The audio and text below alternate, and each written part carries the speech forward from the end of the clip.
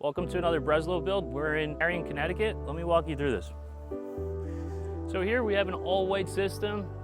We also have this beautiful double-step fascia package that complements the house. We have these sleek-looking columns. They're modern, perfect size, clean look that fits the aesthetic of the client's furniture. Speaking about furniture, guys, you can tell these louvers are open right now.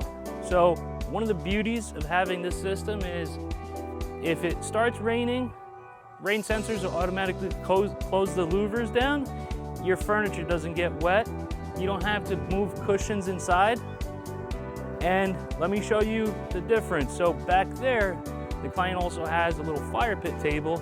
You could tell it was raining here and the furniture is all covered.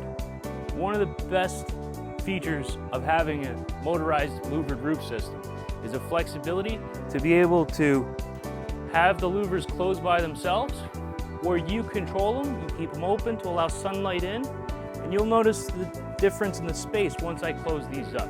So this is one bay that's closed, and then here I have the other bay closed. Keep the rain out, let the sun in, you control your atmosphere here. We also had our client that loved this pendant light here, sitting above the dining table.